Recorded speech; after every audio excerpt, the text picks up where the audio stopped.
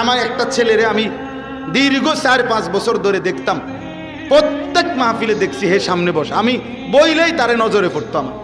পরে একদিন আমি তারে ডাকছি, ডাইকে আমি বললাম তুমি কি করো? কয় হুজুর আমি মানে প্রতিদিন ঘাস কাটি, আর ঘাস কাইটা বিক্রি করি, যা পাই তাক দিয়ে সংসার চালাই। তাই বললাম তুমি যে সব মাহফিলে আসো, আমি দেখলাম তোমারে।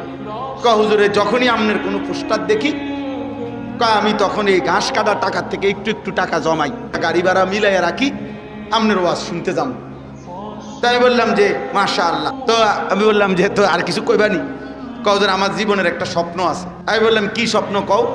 আমি 10 টাকা 50 টাকা করে জমাইতেছি, আল্লাহ যদি আমারে কোনোদিন তৌফিক দেয় আমি আমনেরে আমগা এলাকায় দাওয়াত দিয়ে নিয়ে ওয়াজ করাম।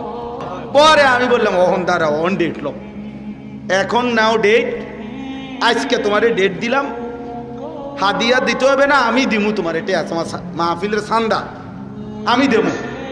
ও আজের টেহা লাগতো না, তুমি যাও, তুমি আয়োজন করো, যেখানে কও তুমি, তোমার ঘরে হোক উড়ানে হোক, আমি ওখানে ওয়াজ করব। আমি বলছি আমি যাবো, ডেট দিলাম, যাও। এই ছেলেটা তার দাওয়াতে আমি গেছি মাহফিলে, গিয়ে দেখছি ওই গ্রামের মানে ওই উপজেলার সবচেয়ে বড় কলেজ হাই স্কুল মাঠ, যেটা বিশাল মাঠ, এই মাঠে এই ছেলে মাহফিল মানে আয়োজন করছে। আমি গিয়ে দেখি একেবারে যদি কম হয় মানুষ 15-20 হাজার,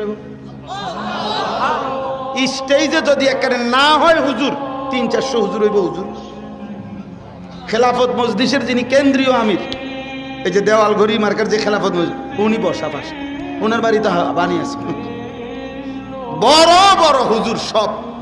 তাই বললাম কিরে কারবারটা কি, তার কার মাহফিল এটা?